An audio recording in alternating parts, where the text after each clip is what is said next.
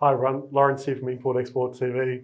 I'm over in the West in WA, and absolute pleasure to speak to John Park, many knows JP, the Head of Business Operations for Freight Trade Alliance. John, always great to catch up, man. How are you going? Thank you very much, Lawrence. It's been great to have you over here, and it was a great function last night. Thank you, John. It's a kick-off. We're already in February. It's been crept up on us quickly, but I wanted to ask you to tell the audience what's in store for 2025, what you've got coming up with FTA, and a bit of a market update, if you like, about over in the West. Yeah, well, it's going to be another busy year, obviously. We'll start off in April this year with our trade and depot forums and also our CPD events. Yep. And they'll commence in Sydney and go through to the other states. Ours here in Perth will be in May, 23rd and 24th of May, and they're always well attended. Yep. We get some 500 people around Australia at those events, so we're looking forward to that. There's always great topics coming up, whether it be from the biosecurity area or from the customs area border, and they should be well attended. Again, we've got in Perth, we've got a international trade ball that myself and Cherie LeBrun from Derek Couriers and Emma Cribben from Navia Freight run, and that's been a very successful event over the last 5 or 6 years. And of course, we'll also support very strongly the Care Factor ball, which you'll be involved in Sydney. Yep. Another great development here this year has been that Bianca Flint, who's our member support, she was previously based in the Canberra office. Okay. She's now back here in Perth, so she'll be continuing the role that she did in Canberra. And of course, she built up a lot of good relationships in Canberra with both the biosecurity and customs people. So that will benefit our members, her being on the ground here and being able to meet more of the members face to face. So we're looking forward to that. Longer term, of course, Westport's always on the go here, and we're very honoured to be part of a number of little groups that are working on different aspects of that. Yep. I still think it's a way off, but early planning will make it work. Mm-hmm. Most businesses that I get out and see have been busy. Certainly, very busy during COVID, and since COVID, we've continued that theme. So I think we're going to have another strong year this year. It will always be hard. Shipping schedules change, rates go up and down, but by and large, most people are fairly happy with how things are moving along. We've had one of the shipping lines, MSC, has started a new direct service into Perth from Asia, from China, which has benefited some members. They've now added Adelaide on that circuit, which slows down the turnaround in Perth, but it's still, we know it's a direct service and you haven't got to worry about transshipments through Singapore or Port Klang. Yeah. So those things will benefit importers and exporters. So I think we're going to have another busy year. We'll be pleased to see, of course, ATLC here with their events, and our members will look forward to supporting those. And also, I think we will again experience, as I say, great growth in this area. We've seen a few larger transport depot operators come into the state. Certainly Arrow have grown since they've been here. Silk Logistics, who we met last night. Yep.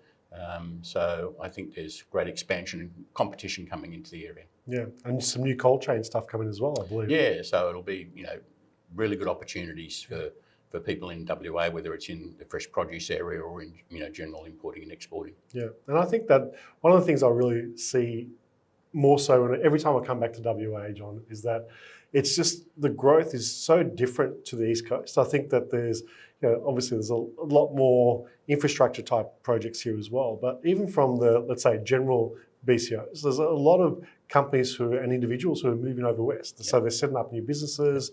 There's a lot more, different type of consumer appetite for different products, and we're so close to Asia on the doorstep. Very true. And I met with a young chap last week, and he is very heavily involved in domestic freight forwarding at the moment, and he wants to get into international freight forwarding.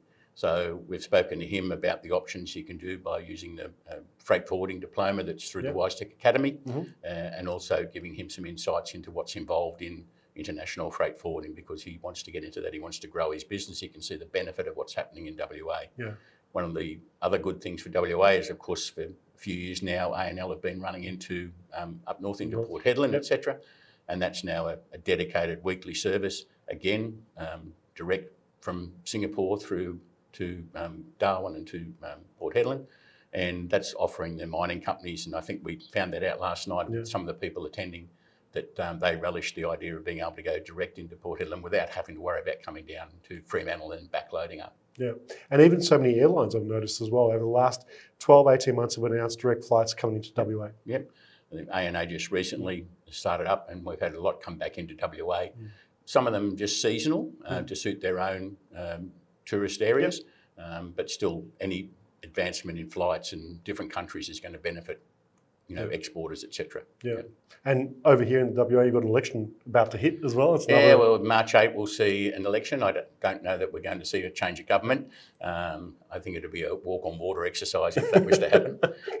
And then, of course, when that's over, and I would suspect, depending on how it goes, you'll see Anthony Albanese call his election, which is people saying is likely to be late April, May or something like that. Yeah. So that most probably will be a tighter affair. And we've been talking to ministers in the current government, and we'll certainly be waiting the outcome of that election and continuing to push on various commissions that have come down that haven't been looked at. I mean, we're sort of disappointed that the Productivity Commission handed their report into the government 2 years ago now, over 2 years, and there's been no action on that. And that would have, some of the suggestions and recommendations that the Productivity Commission made will impact on the areas that we put our submissions in on, which was port fees, empty container park fees, etc. And also monitoring the shipping lines through the Part 10 and looking at how we get rid of that, but still enforce legislation to make them compliant. Yeah.